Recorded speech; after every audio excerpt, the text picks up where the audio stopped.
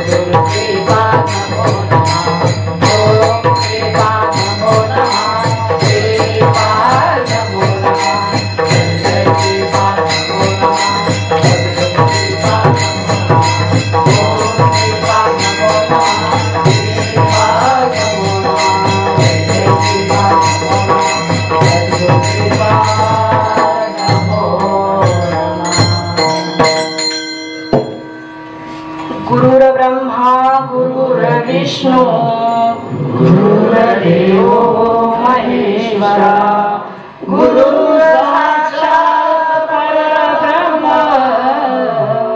तस्मै श्री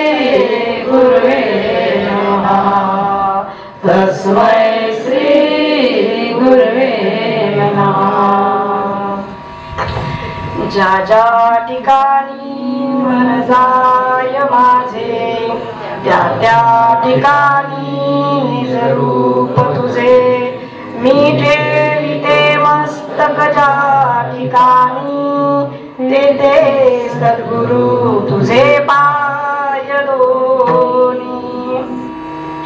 प्रस्तुत प्रांत वेळी पुस्तकी म्हणजे आता आपला कार्तिकीचा वैष्णव मेळावा सुरू आहे ना 2 दिवसाचा, म्हणजे निमित्त गोमातेचा आगमन आणि कार्तिकीचा वैष्णव मेळावा असं दोन्हींचा इथं काय केला संगम करून हे कार्य आपण आज इथं आपण पार पाडत आहोत.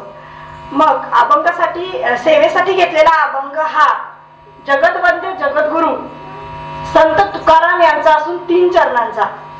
तुकाराम महाराज अभंगामध्ये काय म्हणतात, कसा तुकाराम महाराजांचा अभंग आहे बघा.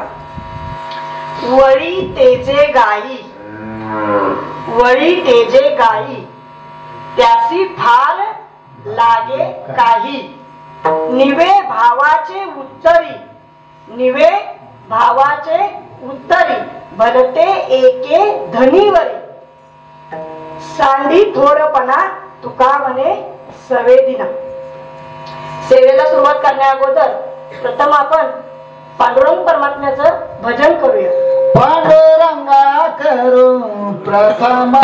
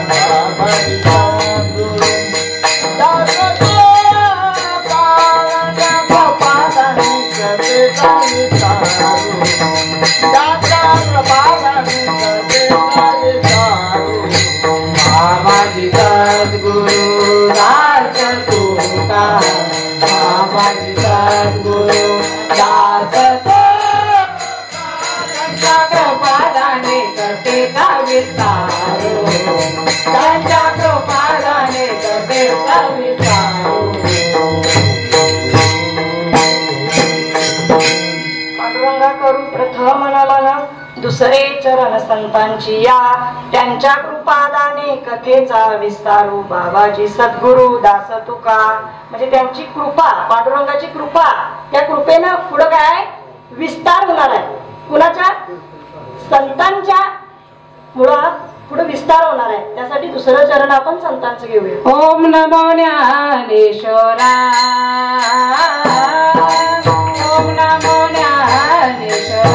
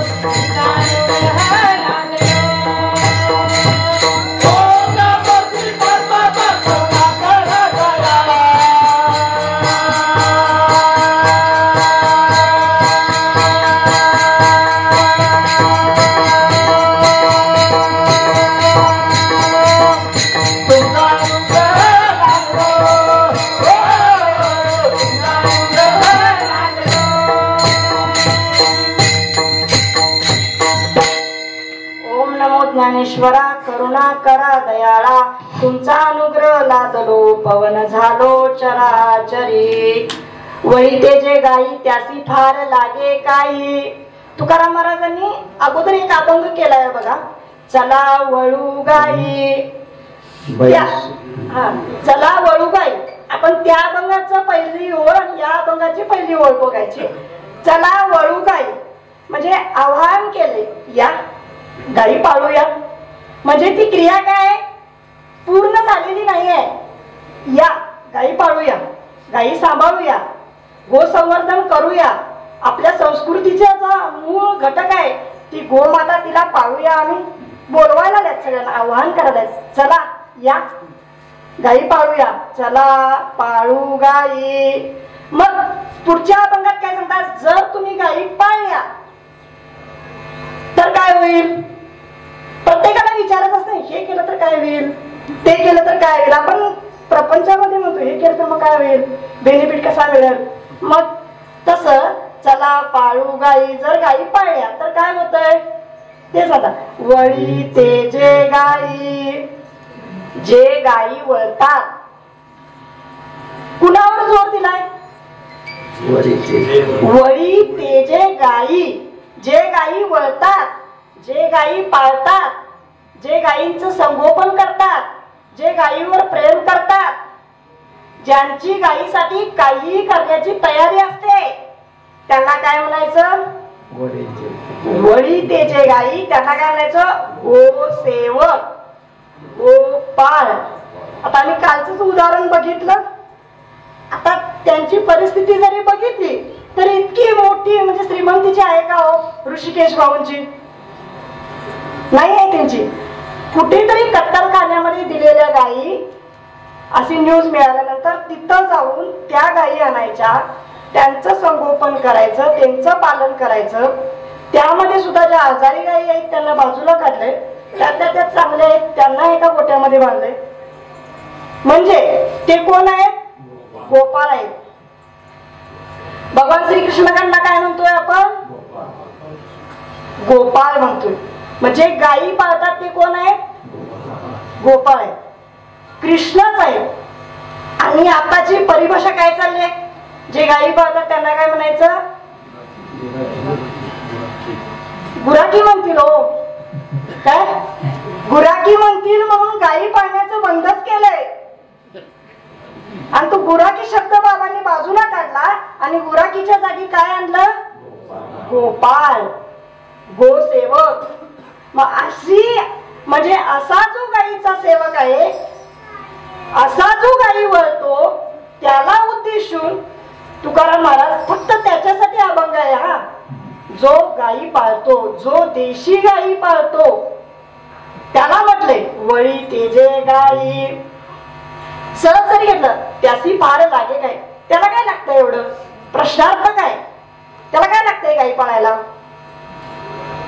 जर याच्या सूक्ष्म विचार केला तर त्याला काही लागत नाही.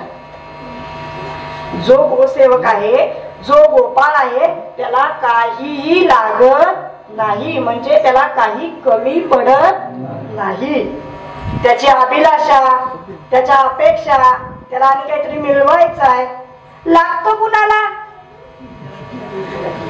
कुणाला लागतं ज्याला लागतं कुणाला ज्याला कमी पडतं त्याला लागतं. जो गोसेवक आहे त्याला काहीही लागत नाही. लागतं म्हणजे काहीतरी अजून मागणं आहे, बरोबर. मागणं काहीतरी उरलं म्हणून अजून लागतं. बाबा म्हणतात बघा, न लगे मुक्ती धन संपदा संत संग देई सदा. बाबाने असं जरी सांगितलं असलं तरी बी आपल्या बाबतीत, आपल्या साधक मंडळींच्या बाबतीत बाबांनी सांगितलं की तुम्हाला आता काहीही लागणार नाही. कारण काही मागणं शिल्लक ठेवलंय का हो? काय ठेवलं? काय ज्ञानदेव म्हणे काय दिले दिलंय ना सगळं बाबांनी. ज्ञानदेव म्हणे निवृत्ती निर्गुण देव म्हणे निवृत्ती निर्गुण. ज्ञानदेव म्हणे निवृत्ती निर्गुण. देव म्हणे निवृत्ती निर्गुण. दिवे संपूर्ण माझे हाती दिवे संपूर्ण. माझे हाती दिवले संपूर्ण. माझे हाती दिवले संपूर्ण. जसं माझ्या हातामध्ये सगळं दिलंय, मग आता माझी जबाबदारी काय? जसं वंश परंपरागत आलेली प्रॉपर्टी सगळं जसं एका मुलाच्या नावावर आल्यानंतर ते खाऊन उधळून संपवून टाकायचं, ही जबाबदारी आहे काय तिची? नाहीये. तसं बाबांनी आम्हाला आमच्या हातामध्ये सगळं आणून दिलेलं आहे. ऐकतं सोन्याचा चमचा घेऊन आम्ही जन्माला आलेलो आहोत, सगळं दिलंय. आपली जबाबदारी काय आता? आपली जबाबदारी काय? बघा की 26 ऑक्टोबरचा मेसेज आहे, विठ्ठल विठ्ठल.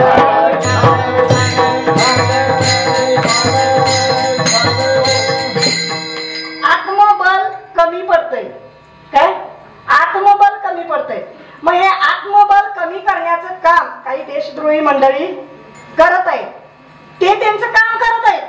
देशद्रोही मंडळी ते त्यांचं काम करत आहेत. पण संत आम्हाला आमचं आत्मबल वाढवण्याचं कार्य वेळोवेळा करत आहेत. बरोबर. मग असं म्हणून चालतंय का हो? यदा यदा हि धर्मस्य ग्लानिर्भवति भारत अभ्युत्थानम धर्मस्य तदात्मानं सृजामः परित्राणाय साधूना विनाशाय च दुष्कृतां संभवामि युगे युगे. फक्त या श्लोक म्हटला म्हणजे धर्माचं राज्य सुरू होणार आहे का? फक्त श्लोक म्हटला यदा यदा धर्मस्य किंवा धर्माचं राज्य येणार, धर्माचं राज्य येणार. मग बाबा म्हणतात असं म्हणत बसू नका. काय करा? प्रयास करा. प्रयास के बिना कुछ भी नहीं. प्रयास करो, प्रयास करो, प्रयास के बिना कुछ भी नहीं. हाँ, केवळ प्रार्थना नाही चाहिए. प्रयत्न पाहिजेत आपल्याकडून. काहीतरी प्रयत्न करायला पाहिजे की नको? की चला धर्माचं राज्य येणार. काय? जब करे आत्माराम और राम बैठे आराम. तसं म्हणून राम भरोसा करून चालेल काय? ज्याचा स्वतःवर भरोसा नाही, जो स्वतः देशासाठी, धर्मासाठी, आपल्या संस्कृतीसाठी काही करू शकत नाही, तो देवावर काय भरोसा ठेवेल? म्हणून देवावर भरोसा न ठेवता स्वतः आपण काहीतरी केलं पाहिजे. बरोबर. आपली संस्कृती जपली पाहिजे. म्हणून म्हणतात की पुढं अपने अंदर रामकृष्ण बैठे. बाबांनी पाठवलं अपने अंदर रामकृष्ण बैठे. वो क्या चाहते वैसा करो. त्यांना काय पाहिजे? रामकृष्णांनी काय केलं? भगवान कृष्णाने काय केलं? गाई पाळल्या ना, की गुराखी म्हणतील म्हणून गाई पाळल्या नाहीत. दाखवल्या त्यांनी गाई पाळल्या आमच्यासाठी, की पुढे जाऊन असं होणार आहे म्हणून त्यांनी प्रयत्न करून, म्हणजे त्यांना प्रयत्न करायची गरज नाही, ते म्हणजे त्यांनी आमच्यासाठी घडवलं ते. म्हणून बाबा म्हणतात की त्यांनी जे केलं ते करा. ईश्वर सब करता है और हम बैठे आराम. म्हणजे भगवंतच सगळं करेल, मी काही करणार नाही, ही भावना ठेवायची नाही. म्हणून काय म्हटलं? आपलं आत्मबल कमी पडायला लागले. आपण तिथं काय करायला पाहिजे? की आपला विषय कुठे झालेला, आपलं मागणं काहीतरी असल्यानंतर काय होतं, कमी पडतं. मग गोसेवकांचं मागणंच काय नाही. मग का, कशामुळे मागणं का नाही, काय कारण, एवढं सगळं त्यांच्याकडे आहे, कशामुळं, काहीतरी कारण असणार ना. काय कारण, त्याच्यामुळे त्यांच्याकडे असं काय आहे की त्यांना काहीच कमी पडत नाही, सगळं चांगलंच आहे त्यांना. तर त्यांच्याकडे असलेली ही गोमाता कामधेनू, केशवते नाम कामधेनू गाय, केशवते नाम कामधेनू गाय, केशवते नाम कामधेनू गाय, केशवते नाम कामधेनू गाय, भक्ती त्याची गाय सुधारस, भक्ती त्याची गाय सुधारस, भक्ती देते गाय सुधारस, भक्ती देते गाय सुधारस. त्यांच्याकडे काय, केशवते नाम कामधेनू गाय आणि भक्ती त्याची गाय सुधारस. म्हणजे त्यांच्याकडे काय, ही कामधेनू आहे.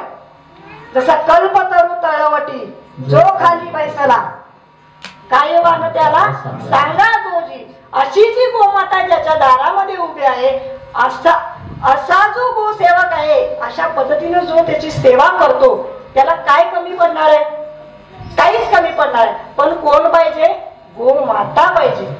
ती कोण आहे, ती विश्वाची माता आहे. ती फक्त आपल्या वासराची माता आहे का हो, जर्सीची सेवा केल्यावर काय, पुतना मावशीचं विष, म्हणजे ती काय आपल्या वासराची फक्त माता आहे का, आपली माता आहे, विश्वाची माता आहे. मग अशी विश्वाची माता आपली ज्याच्याकडे असेल त्याला काय कमी पडेल, पण ही माता पाहिजे कोण, देशी गोमाता पाहिजे. आता आपल्या स्टेटसला एक फोटो येतो बघा, गाईच्या 4 चरणांचा, बघितलं, त्याच्यामध्ये काय सूक्ष्म दिसतंय आपल्याला, गाईचे 4 चरण आहे, प्रत्येक चरणाची माहिती तिथे दिलेली आहे. गाय के 4 चरणों की महिमा, काय काय सुख, काय सगळ्या सृष्टींचं पालन पोषण कल्याण करण्याची ताकद त्या 4 चरणामध्ये आहे. सृष्टीचं पालन पोषण कल्याण करू शकतोय. ज्याच्या दारात गोमाता आहे, जो गोसेवक आहे, त्याचं कल्याण होणार नाही का, होणार नाही का, त्याला काय कमी पडल का, त्याला काय लागल का. मग ते 4 चरण कोणते, पहिलं चरण धर्म, पहिलं चरण धर्म. धर्मामध्ये आणि 2 प्रकार पडले, धर्मामध्ये यज्ञ आणि संस्कार. आता यज्ञ करताना गोमातेची आवश्यकता आहे की नाही.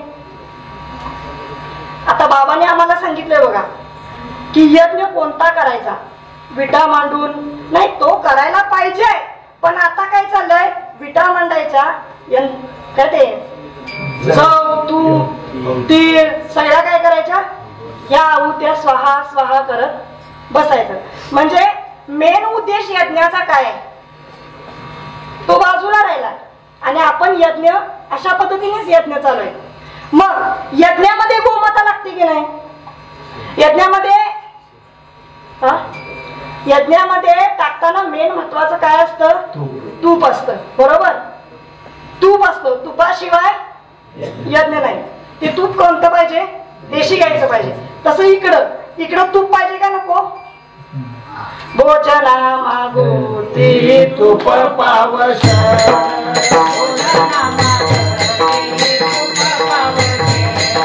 भोजना मागते तूप पावश,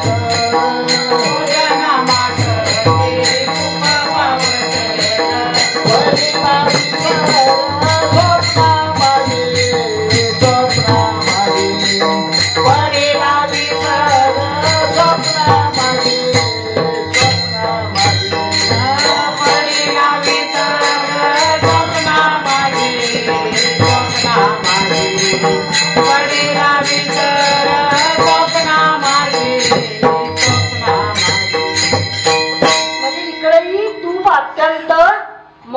आहे. काय भोजना मागती तूप पावशर, तसं यज्ञामध्ये सुद्धा तूप महत्वाचं आहे. म्हणजे यज्ञासाठी गोमाता पाहिजे. दुसरं आहे संस्कार. 16 संस्कारांचं आपण संगीताताईंचं प्रवचन ऐकलंय. प्रत्येक संस्काराच्या वेळेला गोमाता ही असलीच पाहिजे. नवे नवे गोमातेशिवाय कोणताही संस्कार होत नाही. हा गो म्हणजे एक बघा असं आहे की मरणाच्या वेळी जर तो देह म्हणजे मरणाच्या वेळी तो देह जर गायीच्या शेणाने आणि गोमूत्राने शुद्ध केला तर त्याला पुढे जायला मार्ग मिळतो, गती मिळते. हा रिवाज नाही आहे, हा फक्त रिवाज आहे. नाही असं नाही आहे की गोमूत्र टाका शेण टाका आणि हा रिवाज नाही आहे. याला वैज्ञानिकांनी सोल एनर्जी म्हणजे तिने वैज्ञानिक शोध लावलाय की ज्या वेळेला अग्निसंस्कार आपण करतो त्यावेळेला गोमातेच्या म्हणजे शेणापासून अग्निसंस्कार केला तर त्याला पुढची गती म्हणजे गती पुढे जाण्यासाठी त्याला गती मिळते. म्हणजे वैज्ञानिकांनी सिद्ध केलंय. म्हणजे बघा मृत्यूला आधी काय करते, शुद्ध करते. कोण? गोमाता. मृत्यूला बी शुद्ध करते गोमाता. जिच्या प्राणामध्ये जो प्राणाला गती देते ती कोण? गोमाता. म्हणजे हिंदू धर्म आणि गोमाता यांचा काय कनेक्ट आहे, घनिष्ठ संबंध आहे. मग आपल्या हिंदू धर्मामध्ये तिलाच काय केलंय, बाजूला केलं. मग हे संस्कार पूर्ण होतील का? साधं घरामध्ये लग्न जरी असलं, पहिला बघायचं घरामध्ये लग्न असल्यानंतर काय करतो, बोलू नका विठाल विठाल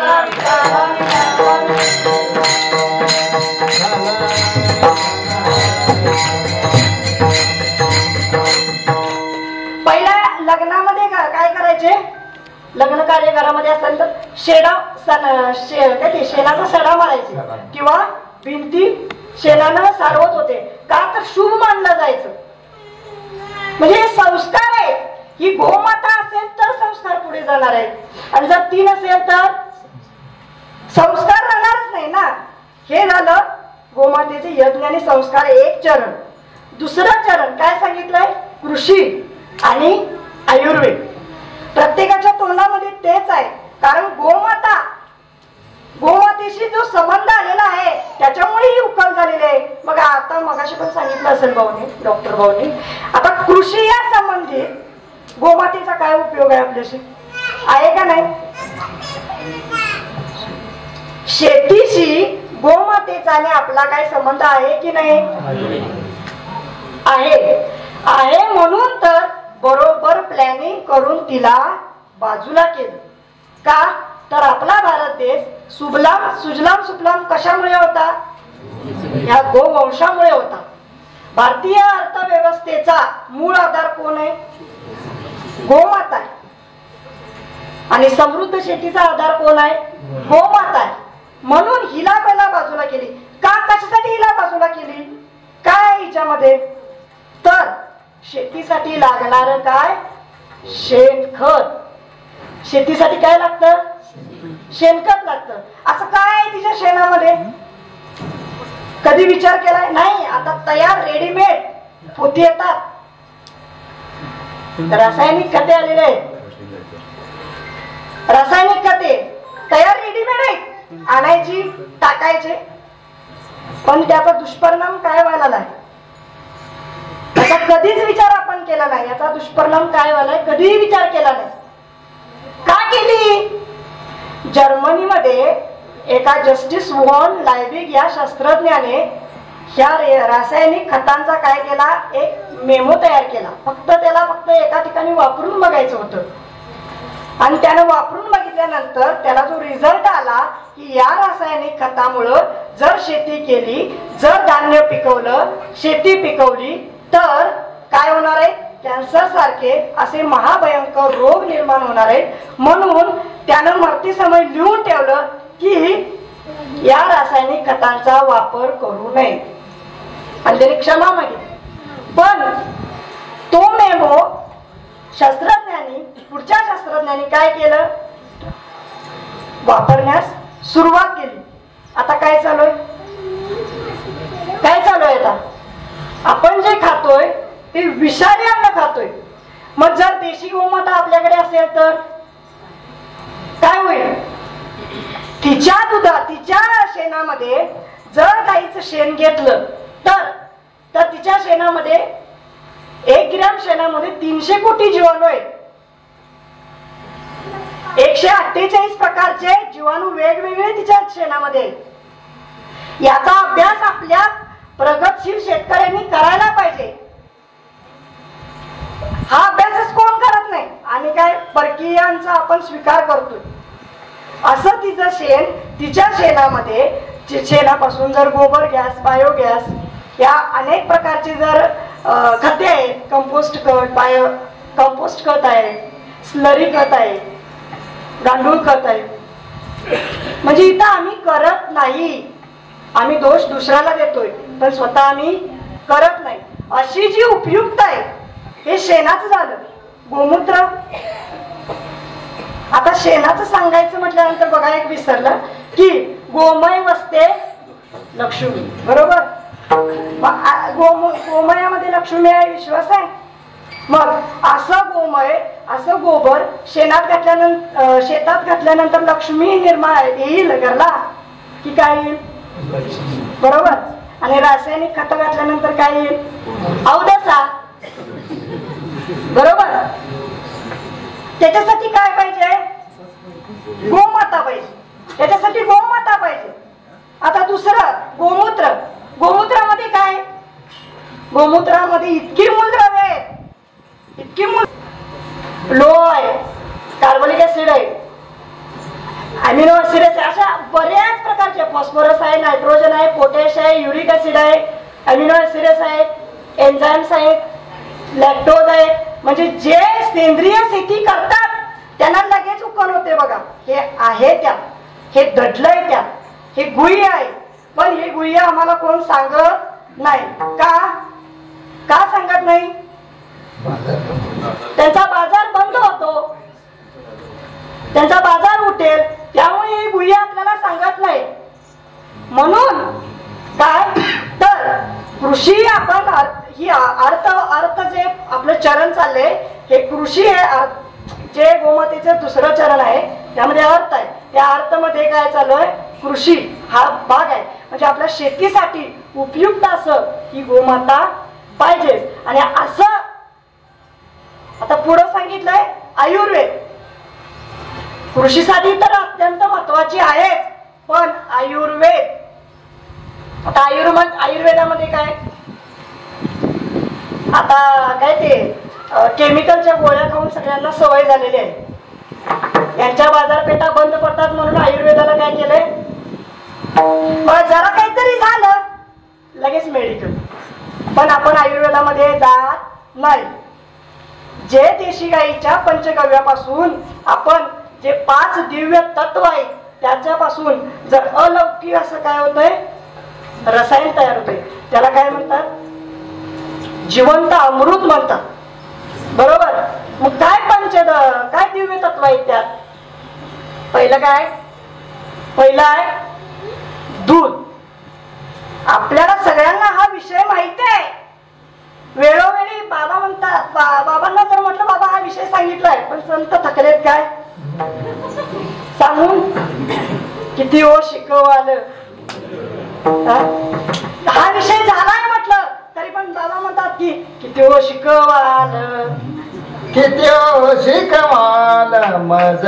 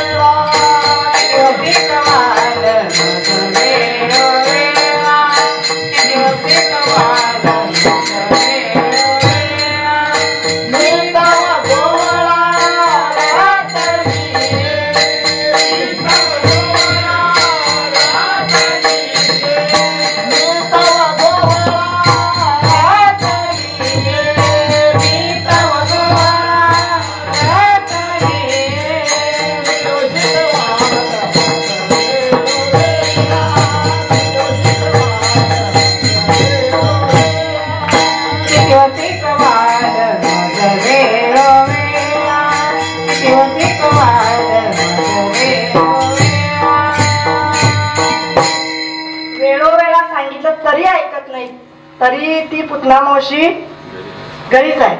बरोबर, घरीच आहे ती. किती वेळा सांगितलं. मग आपला विषय का चालू होता की 5 दिव्य तत्व ज्या पंचगव्यामध्ये आहेत. असे जे पंचगव्य त्यातील पहिलं दूध. दूध आपल्याला बाबांच्या सानिध्यामध्ये आल्यानंतरच कळालं की दुधाचे आणि काय पुतना मावशीचं दूध आणि अमृत, देशी गाईचं अमृत, हा फरक माहित नव्हता. आपण काय करत होतो ते सेवन करत होतो. मग हे देशी गाईचं जे दूध आहे त्यामध्ये फक्त कॅल्शियमच आहे का? त्यामध्ये कॅल्शियम आहे, ओमेगा डी, ओमेगा 3 आणि व्हिटॅमिन डी सारखे घटक आहेत की जे आपल्या शरीराची स्थूलता कमी करते. आपण काय करतो, देशीचं सेवन, जर्सीचं सेवन करतो आणि स्थूलता कमी करायसाठी कुठे जातो? जिम मध्ये जातो.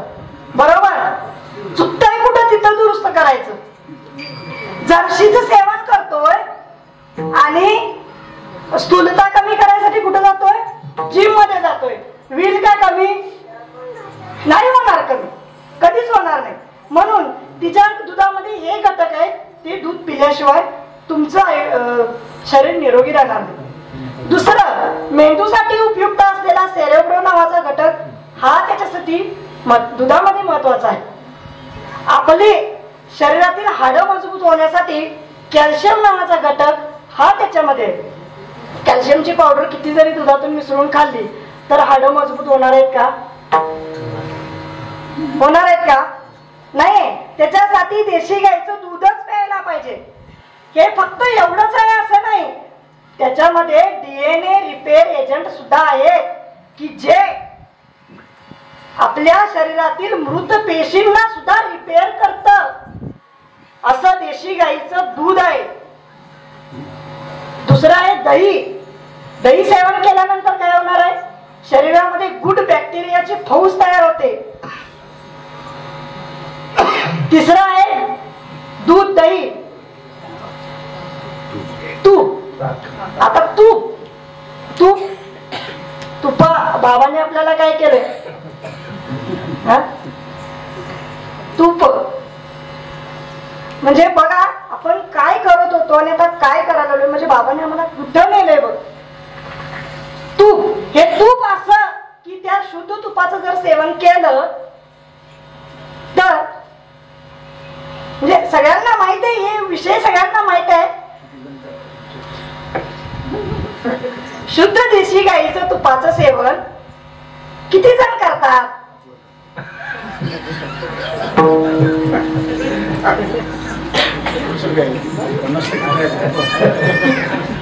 शुद्ध देशी गाईचं तुपाचं सेवन सगळ्यांनी करायला पाहिजे.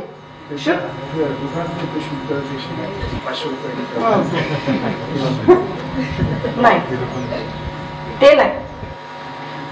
बाजारात काय पण मिळतं, बाजारातलं नाही.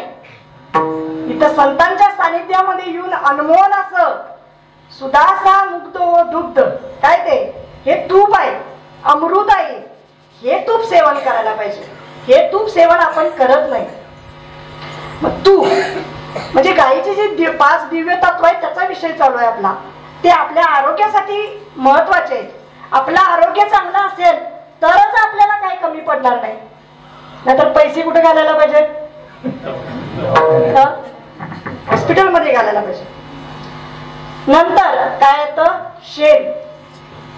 शेण शेण म्हणजे फक्त काय तो टाकाऊ मल आहे का? शेण म्हटलं की छिची नाहीये. फक्त म्हणायचं गोमय वसते लक्ष्मी आणि हात लावायचा लक्ष्मीला म्हटल्यानंतर बघा विचार करण्याची गोष्ट आहे. म्हणतोय आपण गोमय वसते लक्ष्मी, गोमय वसते लक्ष्मी, पण तिला हात लावायला, लक्ष्मीला हात लावायचा कुणाला होणार नाही काय? म्हणजे स्पर्श नाही, तिथं पाय मागं वळतोय. मग असं जे शेण आहे ते फक्त टाकाऊ मल नाहीये. काय आहे ते? एक चेतनाशील तत्व आहे. जर घरामध्ये आपण शेण म्हणजे शेणी जाळल्या तर त्याच्यामध्ये रेडिएशन, सब ॲटॉमिक रेडिएशन, त्याच्यामध्ये मोबाईलचे जे हे रेडिएशन घातक आहेत की ते त्याच्यापासून आणि 5Gचा जो प्रभाव आहे तो प्रभाव 90% कमी करतो. काय? शेण. किती महत्वाचं आहे. पण ते काय पाहिजे, त्या शेणामध्ये सूर्याचं किरण पडेल त्यावेळेला त्यामध्ये सब ॲटॉमिक प्रोटेक्टिक लेअर तयार होतो. सूर्याचं किरण त्या शेणामध्ये पडायला पाहिजे.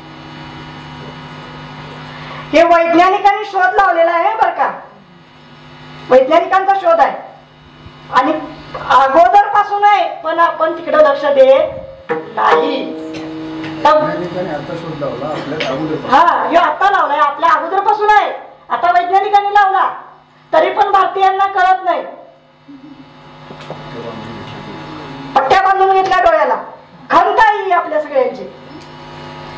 आता ती गाय, त्या गायीच्या गोमूत्रामध्ये 5 प्रकारचे अँटी कॅन्सर कंपाऊंड असतात. गोमूत्र काय ते कॅन्सर बरा होत नाही, कॅन्सर बरा होत नाही, पण या गोमूत्रामध्ये काय 5 अँटी कॅन्सर कंपाऊंड आहेत. देत नाही तो. म्हणजे मागे एक व्हिडिओ बघितला, एक जवान युवक होता, त्याला कॅन्सर झालेला. मग त्यानं काय केलं, हिमालयामध्ये जाऊन तिथं गेल्यानंतर कॅन्सरवरती अशी ट्रीटमेंट केली. काय? पंचगव्य. त्यानं रोज पंचगव्य सेवन केल्यानंतर असा रिझल्ट आला की काय झालं, त्याचा कॅन्सर बरा झाला. आहे का नाही आपल्या गोमातेमध्ये ताकद आहे. काय केलं आपण तिच्यासाठी, काय केलं, जमीन भूमाता दूषित केली, विषारी केली.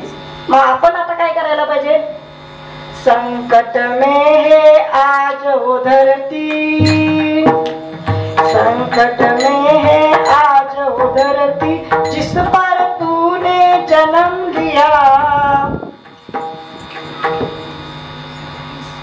असो, संकट में है आज वो धरती, जिस पर तूने जन्म लिया. घेतला ना जन्म, पण ती आता संकटात आहे. बाबांचा मेसेज आहे, संकट में है आज वो धरती, जिस पर तूने जन्म लिया. आज पूरा कर दे वचन, जो गीता को तूने दिया. वचन पूर्ण करा. गीता काय फक्त सकाळी भाऊनी सांगितली शपथ घेण्यासाठी आहे का? उघडा. शपथ घेण्यासाठी आहे का गीता? उघडा. भगवान श्रीकृष्णाने काय केलं ते बघा. त्यांनी वचन काय दिलं त्यांना, काय ते, आज पूरा कर दे वचन, जो गीता को तूने दिया. पुढे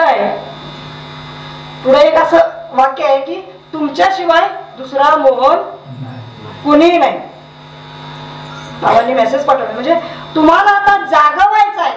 उठा, जागे व्हा आणि काय करा, तुम्ही जे धरती माता संकटामध्ये आहे तिला काय करा, तुम्ही मुक्त करा. बाबांनी काय केलं, बाबांनी चला वळूगाई, चला वळूगाई, चला वळूगाई म्हटलं काय नाही, वळी ते मध्ये आले बाबा. बरोबर. बाबा परवा बोलता बोलता बोलून गेले की बाबांनी रिटायरमेंट नंतर असं ठरवलं की हे काय पाळायची, काय पाळायची, बस मनामध्ये इच्छा, मनामध्ये बाबांच्या तीव्र इच्छा, काय पाळायची. बाबा म्हणाले कसं काय होईना, आम्हाला ते सहज वाटलं ऐकायला. नंदी बैल जसा दारावर घेऊन येतात तसं जायचं. गाय पाळायची काही चेष्टा आहे का? म्हणजे आता बघा, बाबांनी ते पूर्ण करून दाखवलं. ती अंतःकरणातली इच्छा पूर्ण करून कोरोनाच्या काळामध्ये एरंजाळामध्ये गायी पाळल्या ना, वळल्या गायी. त्यानंतर काय केलं, त्या गायी प्रत्येकाच्या हृदयामध्ये आल्या. बाबांनी गायी पाळून दाखवल्या. बाबा गोसेवक झाले, गोपाळ झाले, प्रत्येकाच्या हृदयामध्ये गायी आल्या आणि मग त्या गायी चिखलीला आल्या. चिखलीच्या घराघरात, साधकांच्या घराघरामध्ये आल्या. नाहीतर चिखलीमध्ये असंच जर गोशाळा निर्माण केली असती तर, आणि साधकांच्या घरी गोशाळा नसती तर काय म्हणणार, तुमच्याच घरात गोमाता नाही आणि गोशाळा निर्माण केली. म्हणजे बघा भगवंताचं प्रयोजन काय असतं ते. आणि स्वतः आता बदलापूरमध्ये काय बाबा 2 गाई पाळणं हे सोपं नाही मुंबई सारख्या शहरामध्ये गाई पाळणं. आणि म्हणून त्याच्यानंतर पहिली विश्वात्मके देवे गोशाळा स्थापन झाली. त्यावेळेला काय वाटलं नाही, पण पहिली हा शब्दाचा अर्थ त्यावेळेला कळाला नाही. पहिली विश्वात्मके देवे गोशाळा म्हणजे दुसरी, तिसरी, चौथी. There is a many bed but not yell. केलं बाबांनी, करून दाखवलं. तैसे संता जागे, तैसे संता जागे, तैसे संता जागे, तैसे संता जागे, तैसे संता जागे, तैसे संता जागे, तैसे संता जागे, करोनी दासी आगे, या करोनी दासी आगे, या करोनी दासी आगे, तैसे संता जागे, तैसे संता जागे, तैसे संता जागे, तैसे संता जागे,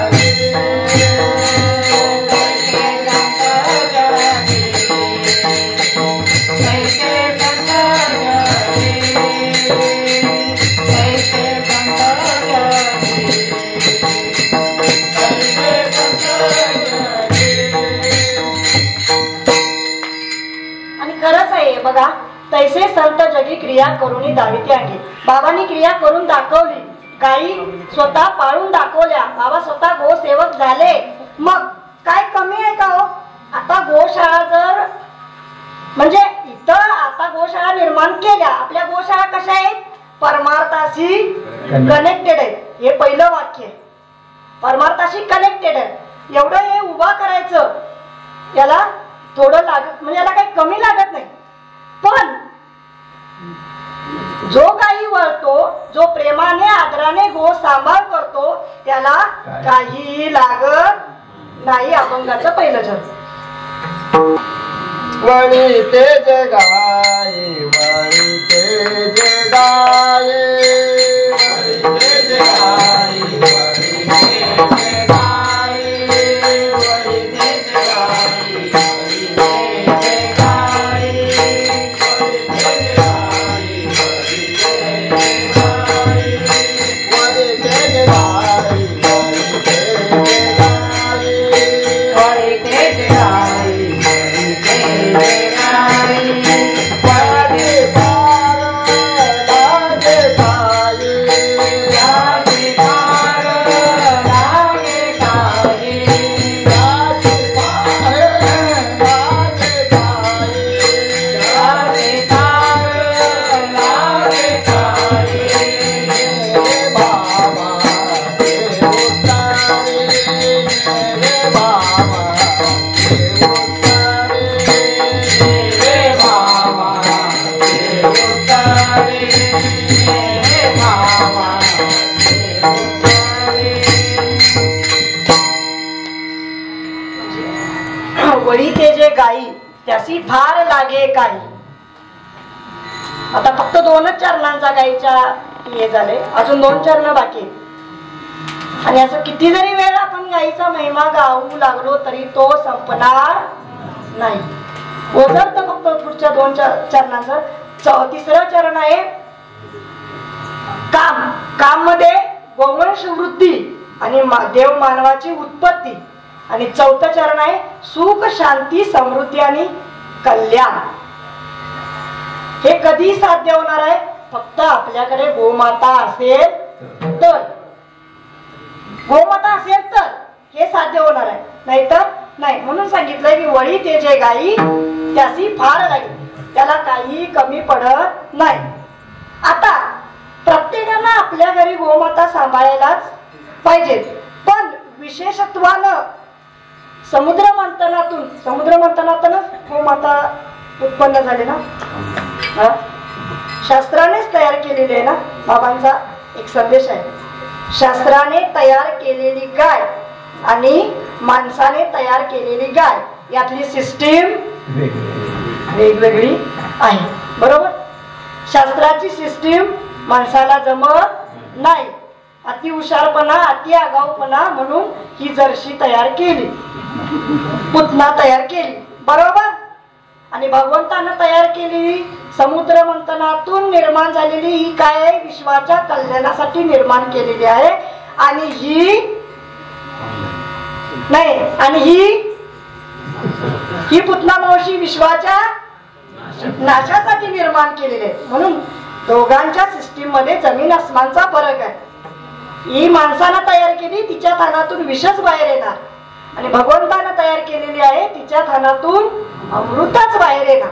मग अशा रत्नाला विशेषत्वाने अशा गोशाळेच्या माध्यमातून जर आपण सांभाळलं, गोशाळेच्या माध्यमातून त्याचं गोसंवर्धन केलं तर काय होईल, याचा प्रचार प्रसार जगभर होईल. बरोबर. इथल्या पंचक्रोशीवर होईल, इथल्या समाजावर होईल, नवे नवे तर संपूर्ण विश्वभर या गोमातेचा प्रचार आणि प्रसार होईल गोशाळेच्या माध्यमातून जर याचा सांभाळ केला तर. आणि याच्यासारखं पुण्यात्मक अलभ्य लाभ देणारं कर्म दुसरं कुठलंच नाही, कुठलंच कर्म नाही. हे मग बाबांनी काय केलं आपल्याला इथं, हा गाई पाळण्याचा काय केलाय राजमार्ग आपल्याला हे केलं. मोडून यावा सूक्ष्म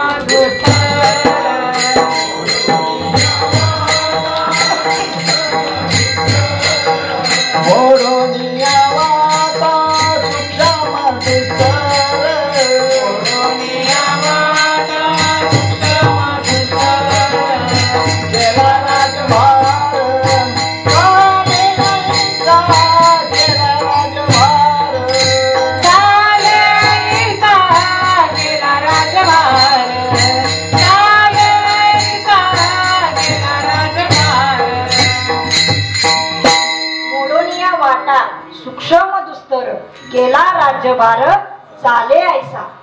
मग आता इथल्या साधक बंधूंनी बाबांच्याकडे एक इच्छा व्यक्त केली की आपल्या इथं पण मासाळवाडीमध्ये एक गोशाळा व्हायला पाहिजे. किती दिवस गेले हो मधी, हा लगेच झाली का नाही. पण बाबांनी काय सांगितलं, बघा जमतय का. मी मस्त सांगतोय तुम्हाला गोशाळा निर्माण करा, पण जमतय का, तुमच्याकडनं होणार आहे का. हे एका दिवसात होणार नाही, पण एक दिवस नक्की होणार आहे. बरोबर. मग यामध्ये काय गेली, 4 वर्ष गेली. बरोबर. 4 वर्ष गेली. सद्गुरूंच्या अंतःकरणातली इच्छा ती तुम्ही काय केली, पुढे नेली.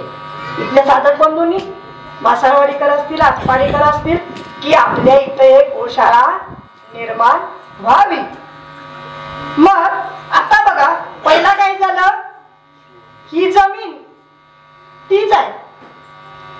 या जमिनीवर पहिल्यांदा शिवाचं मंदिर स्थापन झालं, मग वृक्ष संवर्धन झालं, मग इथं जेशी गोमातेचं खिल्लार गोमातेचं गोशाळा आज आगमन झालं.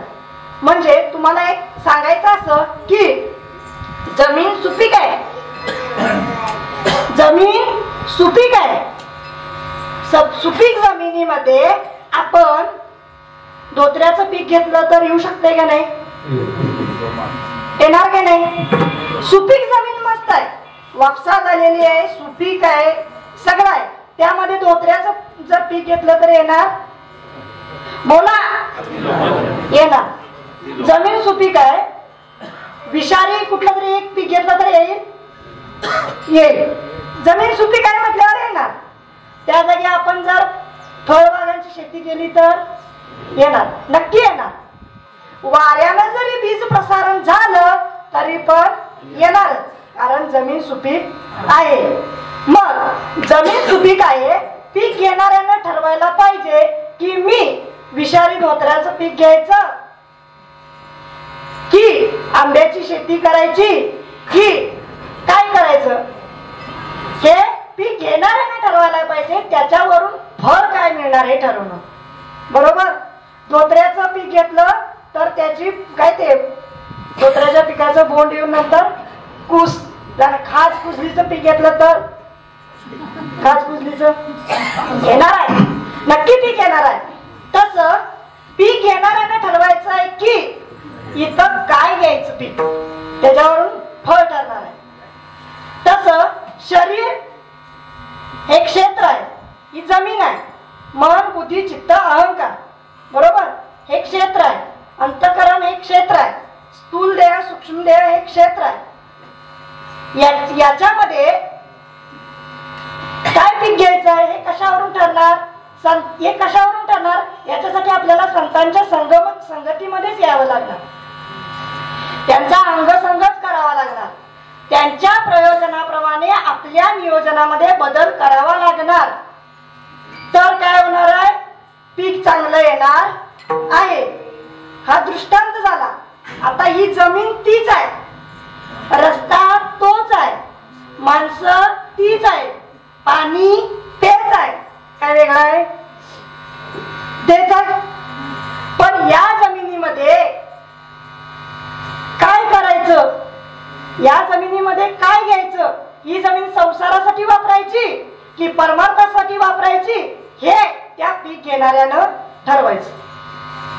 बरोबर. आमच्या गावाला एक उदाहरण आहे. जमीन भरपूर आहे, हे जिवंत उदाहरण म्हणजे रिअल आहे. जमीन भरपूर आहे पण त्या जमिनीवर काय काढलाय, बार काढलाय. गजभाऊंना माहिती आहे, बार काढलाय. सुवर्णाचे भांडे दुधाचे अंगण, सुवर्णाचे भांडे दुधाचे अंगण,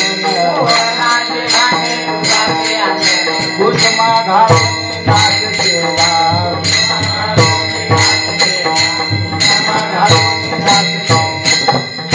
सुवर्णाचे भांडे दुधाचे अंगण, दुधाचे अंगण, कुसुमा टाकून नाश केला. मग त्या माणसानं तिथं डाबा बियर बार काढला. म्हणजे पीक घेणाऱ्यानं ठरवायचं की काय जमिनीमध्ये घ्यायची, ही जमीन कशासाठी वापरायची. दायवणे भाऊंनी बघा आता म्हणजे सांगायचं असं की हे कशामुळे साध्य होणार आहे, संतांच्या सानिध्यात आल्यानंतर. आता बघा की कोणतंही झाड असं आहे की त्याच्यापासून औषध तयार होत नाही असं कोणतंही झाड नाही. बरोबर. कोणतंही झाड नाही की त्याच्यापासून औषध तयार होऊ शकत नाही असं नाही. असा कोणताही माणूस नाही की जो देव होऊ शकत नाही असा नाही. बरोबर. आणि असं कोणतंही अक्षर नाही की त्याच्यापासून मंत्र तयार होऊ शकत नाही असं नाही. मग आता इथं उलट घेतलं तर बघा, मंत्र काय ते नाही, माणसाच्या अंगी जर देव व्हायचा असेल तर काय करायला पाहिजे, संतांच्या संगतीत जायला पाहिजे. झाडापासून जर आपल्याला योग्य आजाराचा औषध त्या झाडापासून करायचं असेल तर काय पाहिजे, आयुर्वेद. बघा आयुर्वेदाच्याकडे गेला असाल तर प्रत्येक झाडातून तो सांगाल हे झाड याच्यासाठी उपयुक्त आहे, ते झाड याच्यासाठी उपयुक्त आहे, एकही झाड सोडणार नाही. बरोबर. हा. तस माणसाच्या अंगी असणार देवत्व प्रगट करणारा महात्मा तिथं पाहिजे, सद्गुरु तिथं पाहिजे. माणसाच्या अंगी देवत्व आहे पण प्रगट करणारा महात्मा पाहिजे, मार्गदर्शक पाहिजे. त्या वेळेला प्रगट गुया बोले,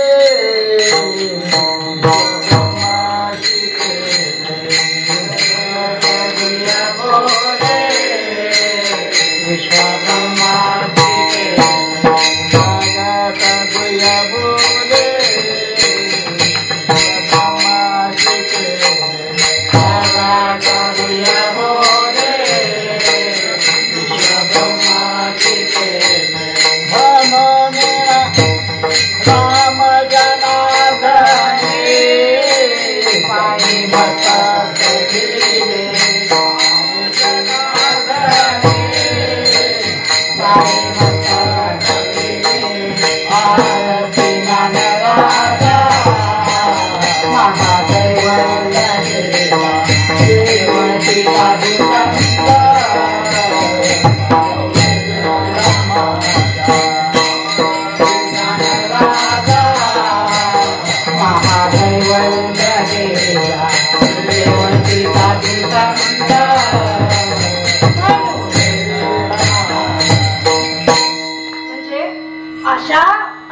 योजक असा महात्मा, असा माणसाच्या अंगी दिव्यत्व प्रकट करणारा महात्मा आपल्याला जर भेटला, म्हणजे आता भेटल्यात, मग अशा भेटल्यानंतर काय होणार, अशा क्षेत्राचा काय होईल, विनियोग होईल.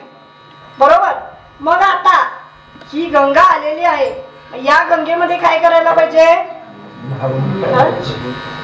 फक्त हात पाय धुतले तर चालतील का, म्हणजे ते एक मनच पडलेले आहे, चुकीची आहे ती. गंगा आली, हातपाय धुवून घ्या आणि गंगेमध्ये स्नान करा. आता अमृताचा डोळ आहे आणि त्या अमृताच्या डोळमध्ये जर नाक दाबून तोंड धरून जर उडी मारला तर त्याचा काय उपयोग होणार आहे का, नाही होणार. म्हणून तर ही गंगा आलेली आहे, याच्यामध्ये आपण काय करायचंय, स्वतःला झोकून द्यायचंय. आपलं योगदान इथं, आपलं योगदान असलं पाहिजे.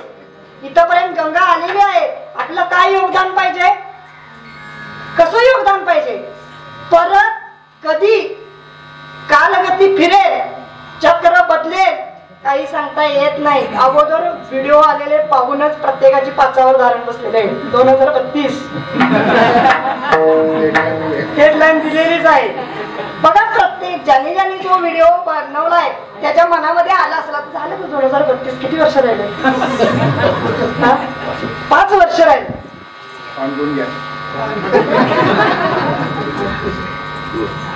म्हणजे डेडलाईन आलेली आहे. सांगायचं तात्पर्य की आपण आता आपल्याला काय करायचं आहे.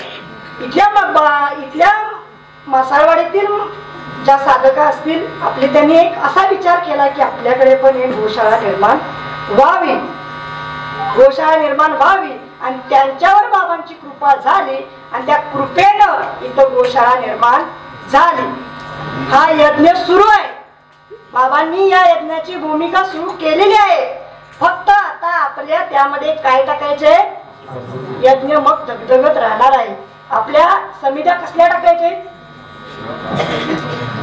आपल्या प्रयत्नांच्या समित्या टाकायचे, आपल्या कृतीच्या समित्या टाकायचे, आपल्या आचरणाच्या समित्या टाकायचे.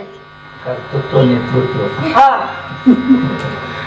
या समित्या आपल्या त्यामध्ये पडल्या पाहिजे.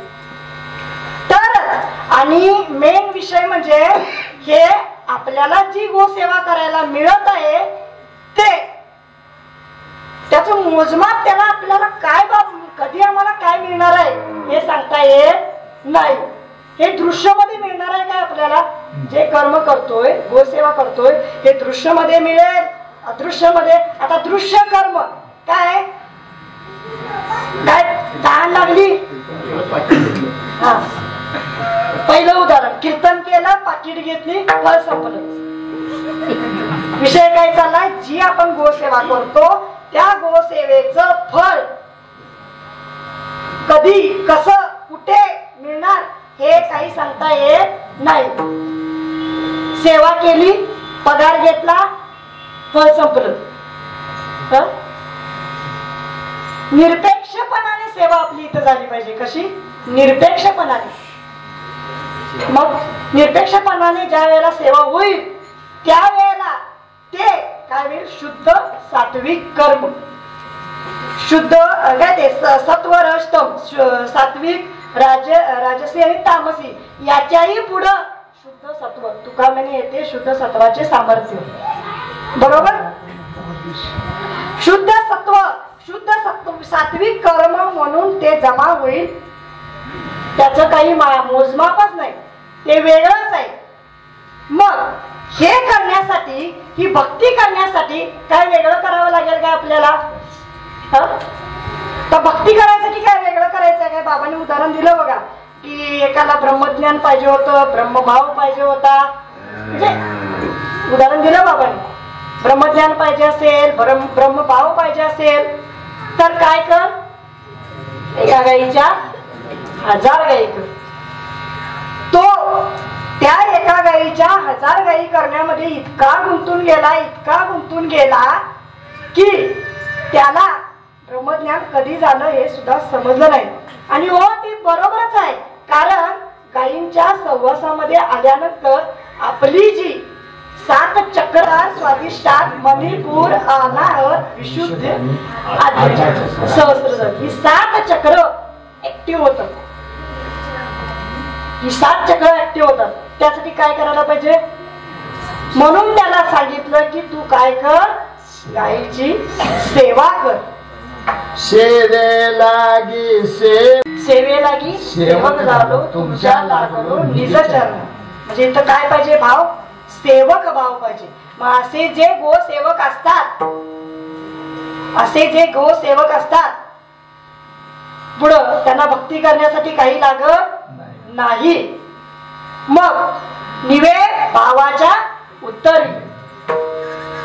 निवे म्हणजे निवतय, थंड होतय. काय थंड होतय? ताप थंड होतोय. निवे म्हणजे ताप थंड होतोय, निवतोय. बरोबर अर्थ बघा. निवे भावाच्या उत्तरी. निवे भावाच्या उत्तरी. कोणत्या भावाने याचा ताप थंड होतोय? कुठला भाव? कोणता भाव? जो गायींच्या प्रती असलेला तो भाव आहे, तो भावाने कुठले ताप? त्रिविध ताप. कोणते? त्रिविध ताप. आदिभौतिक, आध्यात्मिक, आदिदैविक. आता आध्यात्मिक ताप हे शरीरामुळे येतात. बरोबर. आध्यात्मिक ताप हे शरीरामुळे, म्हणजे मनामुळे आजार होतात. शरीर आजार म्हणजे शरीराला आजार येतो, हे आध्यात्मिक ताप आहे. दुसरं आदिभौतिक ताप हे सजीवामुळे आणि प्राण्यामुळे येतात. सजीवामुळे आणि प्राण्यामुळे येतात. आणि तिसरं आहे हे आदिदैविक, हे निसर्गाच्या कोपामुळे येणारे ताप आहे. म्हणजे भूकंप, सुनामी, महामारी, कोरोना, हे काय? आदिदैविक. हे त्रिविध ताप. बरोबर. आता हे त्रिविध ताप आहेत. हे त्रिविध ताप जे बाबांनी आम्हाला सांगितलंय की त्रिविध तापाची झाली बोळवण. असं जरी असलं तरी प्रत्येकाला त्रिविध ताप आहेत की नाही? हो आहेत. कसले कसले त्रिविध ताप आहेत? नवऱ्याचा बायकोला ताप आहेत. नाही कितीही म्हटलं मला काय ताप नाही, आहेत का नाही? नवऱ्याचा बायकोला ताप, बायकोचा नवऱ्याला ताप, मुलांचा आईला ताप, आईचा मुलांना ताप, सासूचा सुनेला ताप, सुनेचा सासूला ताप. आहे का नाही? आहेत. तरी पण हे निवतय. हे निवतय कशानं? त्रिविध तापाची घरी बोळवण. त्रिविध तापाची घरी बोळवण. त्रिविध तापाची घरी बोळवण. त्रिविध तापाची घरी बोळवण. देखीला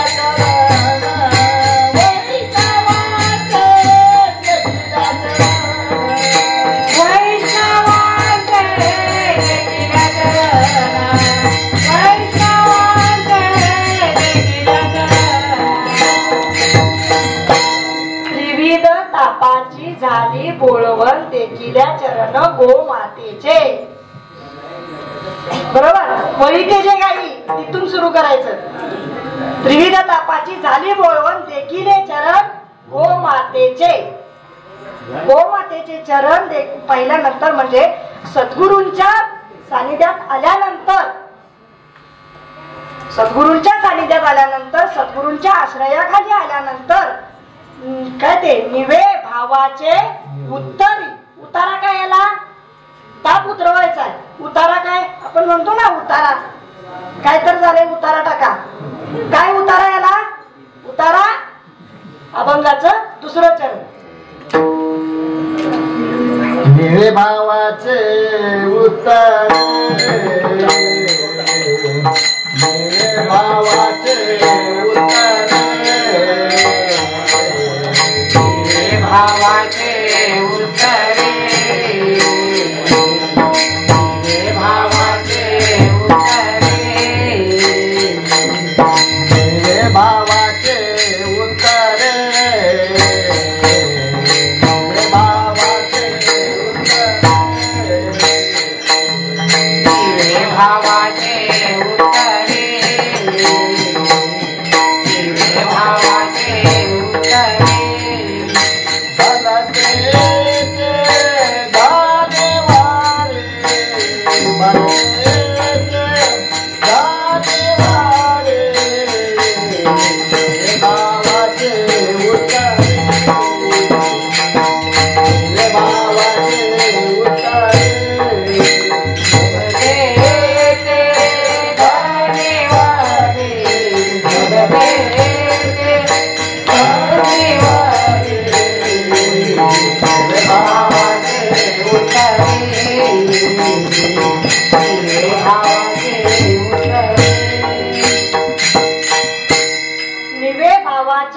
तरी भलते एके धनीवरी. तू निवतात ताप निवतात ते त्रिविध ताप थंड होतात फक्त एका भावानं. जर तुम्ही काय करायचं, तो एका भावानं कुणाजवळ जायचं, असा जो भलता म्हणजे चांगला आहे, भलते एकच आहे. एकच म्हटलं. जर त्रिविध ताप घालवायचा असेल तर आपुलूया काय ते आपुला तो एकच. एकच काय पाहिजे, एकच. नंतर आज एकाकड, उद्या दुसऱ्याकड, परवा तिसऱ्याकड, सकाळ दुपार संध्याकाळ एकच म्हटलंय. एकावर लई जोर आहे संतांचा, फक्त एकच. तरी अवधान एकले दिजे, एकच. बरोबर, एकच. तो भलता आहे म्हणजे चांगला आहे. भलते एके धनी, धनीचा अर्थ इथं सद्गुरु. तो एकच आहे, तो चांगला आहे, तो सद्गुरु आहे. त्याच्या जर आश्रयाखाली आलो, त्याच्या मार्गदर्शनाखाली आलो तर काय होणार आहे, ताप निवणार. ताप निवणार आहे. मग त्याच्या मार्गदर्शनाखाली आल्यानंतर काय होणार आहे, ताप निवल्यानंतर काय होतं, त्रिविध ताप गेल्यानंतर जो गोसेवक आहे त्याला काही मानपान लागतो का हो? मानपान नाही, गुणगौरव नाही, डिग्र्या उपाध्या लौकिक काही लागत नाही. त्याला डिग्र्या लागत नाहीत, उपाध्या लागत नाहीत, गुणगौरव करून घ्यावासा वाटत नाही. तो कसा आहे, येणे उपाय मज भजले. तो कशा पद्धतीने शरण गेलाय, येणे उपाय मज भजले तेही माझ्या माया तरले. ऐसे भक्त विपाईले बहुवस नाही. तो अशा पद्धतीनं जो भलता आहे, चांगला आहे, जो सद्गुरु आहे त्याला शरण गेलाय. येणे उपाय मज भजले. अशा भक्ताचा, अशा गोसेवकाचा माया जाळ अलीकडेच सरवलं. त्याला पलीकडे आईला तडीच सरले माया जाळ. बरोबर, म्हणून त्याला म्हटलं न लगती प्रकार. काही प्रकार लागत नाही त्याला. दंडन नाही, मुंडन नाही, पंचाग्नी साधन नाही, काही करू नका, करू नका काही. संत संग धरा, पूर्वीचा हा दोरा उगवेल. इथं आल्यावरच कळतंय की काय करायला पाहिजे. म्हणून म्हटलंय न लगती प्रकार काही मनाचा आदर. आता बघा, आपल्या बाबांना पण पुरस्कार भेटला होता. घेतला का बाबांनी आपला पुरस्कार? घेतला. आणि पुरस्कारासाठी काल भाऊंनी सांगितलं बघा, मुंबईतून दिल्लीसाठी, मुंबईतून दिल्लीपर्यंत पुरस्कारासाठी किती त्यांनी धावपळ केली.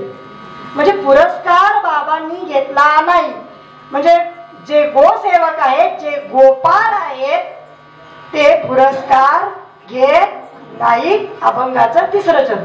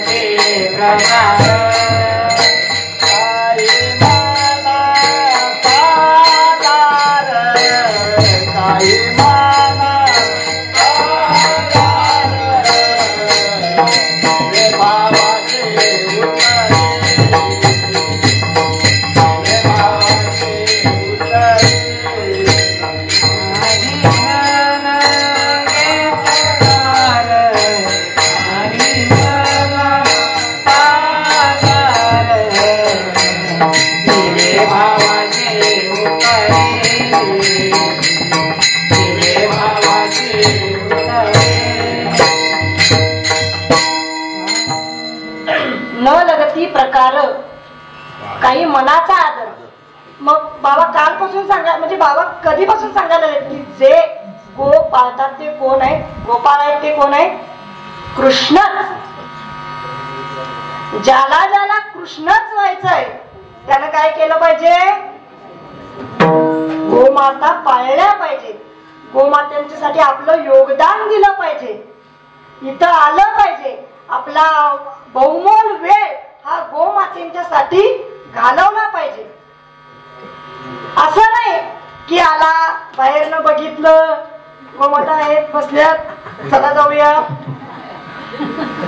कुठेही असू दे, आता बसलेत, उठल्यानंतर येतो. भगवान श्रीकृष्णाने असं केलं का? त्यांनी करून दाखवलं. याच पद्धतीने आपल्याला पण करायचं. ते कृष्ण झाले, आपण पण गोमाता गो संवर्धन गायी पाळून त्यांच्या आचरणाने ते जेव्हा आचरणाने करून दाखवलं ते आपण तसं करायचं. आपलं योगदान तिथं दिलं पाहिजे.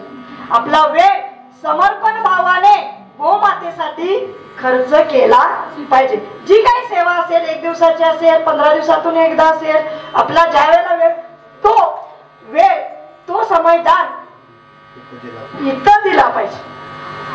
बरोबर? इथं दिला पाहिजे. मग असा जो गोसेवक आहे त्याला काही लागत नाही, कारण ते निवलंय अगोदरच, थंड झालंय अगोदर, त्याला काही लागत नाही. त्याला फक्त एकच लागतंय, भजन करा. विठोबा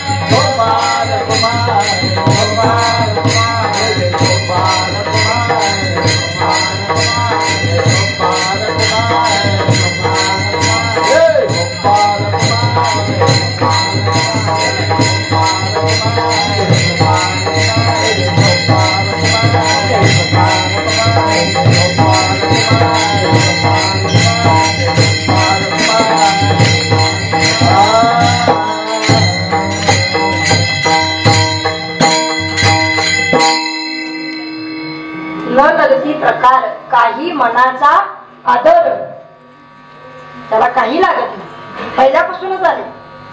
वळी तेजे गाई त्यासी फार लागे काही, त्याला काही कमी पडत नाही, त्याला काही लागतच नाही. मग पुढं तो निवतोय, त्यानं एक सद्गुरु धनी करून घेतलेला आहे आणि त्याच्या मार्गावरून तो जात आहे, म्हणून त्याचं सगळं निवलंय, शांत झाले. आणि पुढं सांगितलं त्याला काही मान अपमान न लगती प्रकार काही मनाचा आदर, त्याला मान नाही दिला तरी पण चालतंय.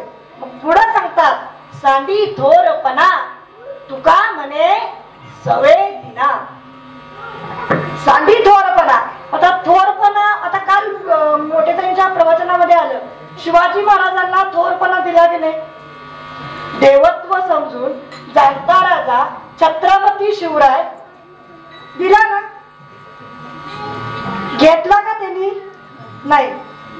सांडी थोरपणा. मग त्याच्यासोबत देव भगवंत होता का नाही? मग भगवंत असल्याशिवाय एक पिक्चर मध्ये पण दाखवलेली बरोबर आहे, भगवंत होता म्हणूनच मोगलांनी आक्रमण केल्यानंतर तुकाराम महाराजांच्या कीर्तनामध्ये ज्या वेळेला सगळे शिवाजी झाले ना,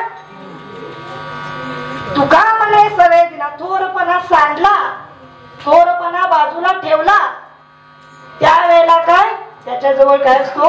भगवंत असतो. भगवान श्रीकृष्णांनी पण थोरपणा सांडला. गोकुळात असताना कसे राहिले? काय मी भगवंत म्हणून अवताराला आलोय, मी भगवंत आहे, मी धर्माचं कार्य करणार आहे, मी काही गाई राखणार नाही, असं केलं का? प्रसंगी त्यांनी थोरपणा बाजूला ठेवला. अर्जुनाच्या घोड्याचा खरारा सारथ्य पण केलं, सारथ्य केलं, थोरपणा बाजूला ठेवला, सारथ्य केलं. आम्ही सारथी नाही, आपल्याला वरती बसायला पाहिजे. आपल्याला काय वरती बसायला पाहिजे रथात, साधक पाठीमागून, पालखी साधक पालखीतून पालखीच्या बाजूला आणि महाराज रथात. थोरपणा गेला नाही, थोरपणा गेला नाही. आणि अशांच्याच नावापुढं काय भागवताचार्य, रामायणाचार्य, आचरणाचा पत्ताच नाही. आणि आचार्य म्हणजे ह्या काय किती थोरपणा घेतला हो त्यांनी. आणि कीर्तन ठेवायचं असेल तर आधी त्यांनी डिग्र्या सांगतात, ह्या डिग्र्या लावा, ह्या डिग्र्या असतील तर पब्लिक जमा होईल. अरे भागवताचार्य येणार आहेत. असं आहे. थोरपणा सांडल्याशिवाय भगवंत त्यांच्या जवळ येत नाही. अभंगाचं 4थं चरण. सांडे थोरपणा सांडे थोरपणा सांडे थोरपणा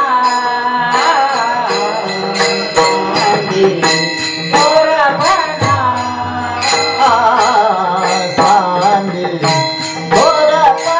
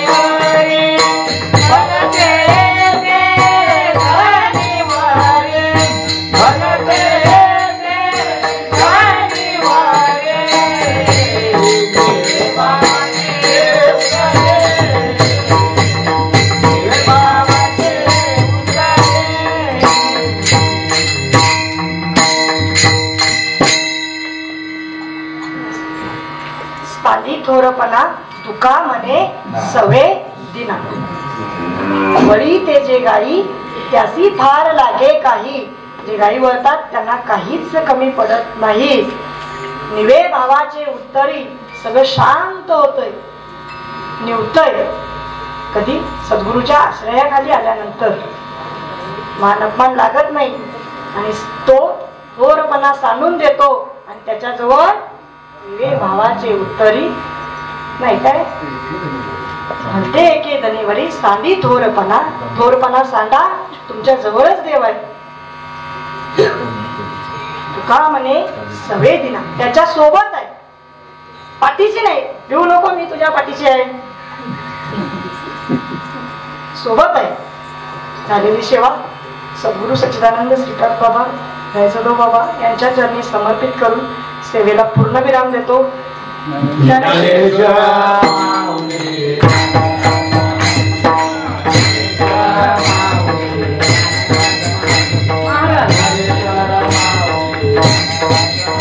महाराज